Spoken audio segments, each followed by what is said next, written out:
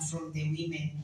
So when you look at these startling numbers, it's already an indication that the institutional systems are already very few. It's like 3%, meaning most of the time it's men who are in the names of the title. This is from a patriarchal society where men are the ones who hold all the land, especially in the rural areas. Now, in terms of agriculture, we have seen most of the women either undergoing sexual harassment, especially in the tea farms, and they don't have a reporting mechanism, which becomes a challenge. So those are among the cases that us at FIDA we get to handle. Other than the agricultural side, we have um, issues of matrimonial property, issues of succession, where most of the time, once the owner of the land passes on, then the woman is disinherited or is left destitute by the in-laws, which is more common in the cases that we handle.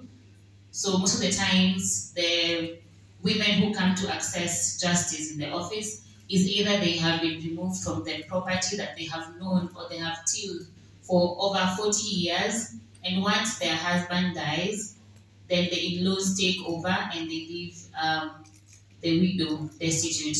In terms of matrimonial property, the issue comes in about where right now, from 2014, everyone is supposed to register their marriages. Be it customary, be it Christian or Islamic, you need to register your marriage. Most of the times we've seen women in the rural sector especially, they have never registered their marriages. They've just been living with their husband for over 40 years. Now, in matrimonial court, that becomes a challenge because if you do not dissolve the marriage, then you're unable to actually access the rights of the land in the matrimonial court. Meaning, you have to go through the divorce process first, and if you don't have a marriage certificate, then that becomes a challenge in going to acquire your interest in the matrimonial court. So the other challenge is that there's normally intermeddling by the in-laws. When someone dies, you have to go through the court process for you to be able to access the rights of the land. Intermeddling comes in when that does not happen and the people or the in-laws or the relatives intermeddle either by wanting to change the title of the land, wanting to remove you from the land, and that becomes a challenge. So it's statistically, most of the cases that we handle at FIDA, which are almost 80%, involve the removal of the widow from the land, the succession issue, and sexual harassment in the tea farms and the tea zones that take place even currently. So much. So, short to say, once the people have been excluded from land, then with the discussion about them being farmers ends there. Then they cannot do that. So FIDA is largely you deal with the people who are dealing who have been dispossessed of land, denied access. And invariably, if you've been denied access, then access to other farming systems come in. Dr. Indio, you are a research scientist and you deal with the food systems in terms of what seed qualities that the seed that gets available to women and the farmers, and particularly women, improvement of seeds and quality that also has impact on what we call production and output. So what is your experience at CIMT? Thank you very much. Let me start by giving you a few stories from outside Kenya and then I'll bring it down to Kenya. We were in Tanzania last week looking at bean mulching. There's a variety that has been developed particularly for being easy to cook, fast cooking.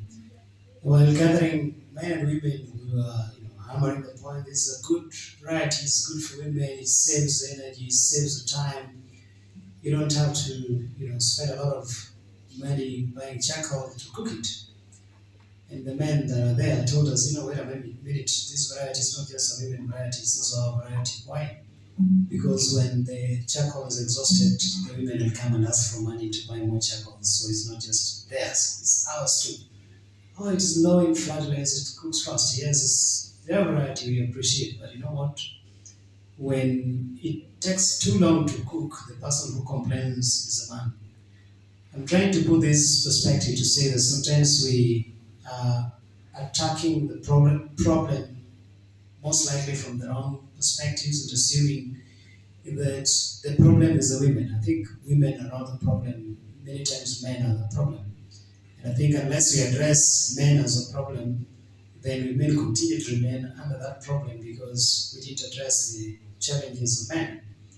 I'll give you another example from vegetables. Again, some time back, this is more than a decade ago, a scientist from South Africa makes a presentation on vegetables and say, vegetables and fruits need to have 5 a day, 5 a day. If you don't have 5 a day, you don't have enough. And the best entry point to the women, because they're the ones who cook for the family. And then a woman raises her hand in the middle and says, I think you've got the point wrong this time around. I'm a woman and I'm here to tell you you're not addressing the problem. We are not the problem. The problem are the men. And then everyone was shocked. That should have been coming from someone else. So we asked, so how is the problem the man? The problem is the man because if I cook for my husband and he doesn't eat vegetables, my children think the father is a hero. And if the father is a hero and he thinks vegetables are bad for the family, then the whole family feels that it's not good for the family. So the whole family doesn't eat the vegetables. How am I going to be the entry point when the bad person, the person who doesn't appreciate the vegetable is the man? So sometimes the entry point, the challenge is the men. So working on the hearts of men to remove that barrier to enable the women to grow. So if you try to push or to pump more pressure in a balloon and put a stone on top of the balloon, what happens? The balloon bursts. So remove the stone if you want the balloon to grow. I think the stone in some places the men. Well, sorry for the men because I'm a man, but don't worry. I'm putting this in perspective because I know many times when we're addressing women issues, we ignore men issues. And I think sometimes addressing men issues become critical for women to be empowered. If you address the men issues, the women sometimes get almost automatically empowered because you address the challenge, you address the stone that was sitting on the balloon that you pressed. Now, in terms of technology access, the challenge has been for many years that there are crops that we are, again, I talk back to the crops we address as men crops and women crops, legumes mostly being said to be women crops. And people think that men are not interested in legumes. And so we propagate this idea that legumes, the bean family, are women crops. And it turns out that men are as interested as women when especially it becomes a commercial crop. So for as long as it's a local food security household subsistence crop is the woman's crop. The moment it becomes a cash crop, the man starts getting interested because there's money that is involved. So technology access becomes a little bit of a challenge at that point because then women use their own farm seed or locally purchased seed from the local grain market, which is subpar in terms of purity, it is subpar in terms of genetic potential, it is subpar in terms of women having seed-borne diseases in it. But then the men, because they are going more commercial, they're going to go for the quality seed of an improved variety that is 2-3 times higher yielding than the woman's variety. And again, another typical example so in the field is you find 5 hectares of land. This is an interesting example again coming from Tanzania. 5 hectares of land planted to red model bean. But then a very small fraction at the corner of the land planted to the yellow bean. So I got curious and I asked, why do you have one diseases? Because it's good to cook for the family, or are you doing the higher yielding, more resistant to diseases, but that is made for the market? And I think that those are the challenges that then women deal with in terms of yield gaps. I like that example. That the little food for the family stays, and then we have an egg. In the end, it's the woman who gets what the money is belongs to the man. And that's how it's structured, right, at family level.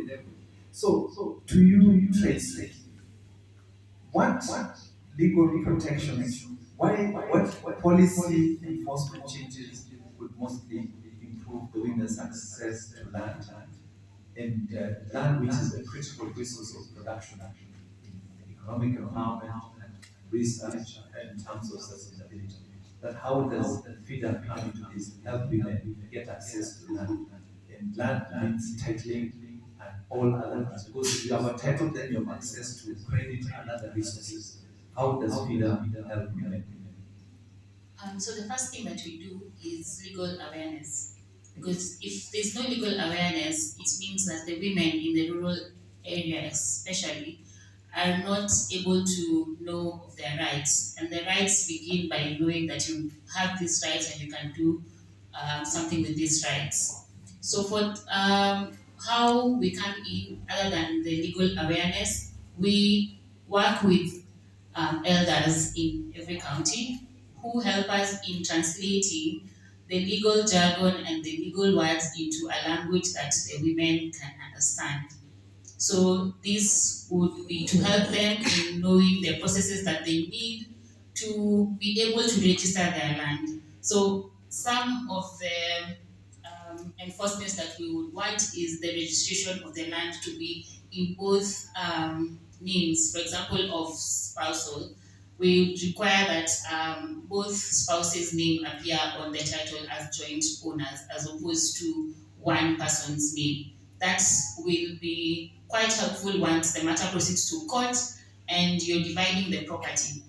If it is on the, if it's registered in the man's name, which is always what is done, then the woman has a higher um, responsibility to prove, especially financial contribution.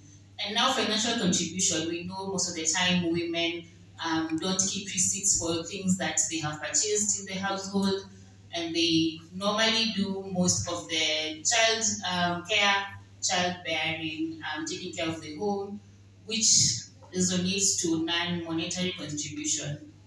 However, if there is joint ownership of the title, then the woman has a better chance of securing her rights during the division of the matrimonial property. Sometimes the courts look at it on a 50-50 basis, but equality does not mean 50-50. Most of the time, the court right now looks at what you brought to the table. So if you came to the house with a spoon, at the divorce court, you will be required to live with a spoon. If you came with two pots, that is what the court is going to award you. Your two pots, then that is your contribution to the attaining of this property. But if it is joint ownership, then you have a higher chance. So that is the joint ownership, and then there's the non-monetary contribution, which resonates to childcare and the thing that I've said. Another thing is that other than the ensuring that the land is registered. So right now, registration of land is actually digital. It has gone digital rather. So what is needed is that there needs to be awareness on how to actually use these systems. So right now, most of the systems are going online, but then they forget that most of the women or people or persons who are illiterate are unable to actually access these systems.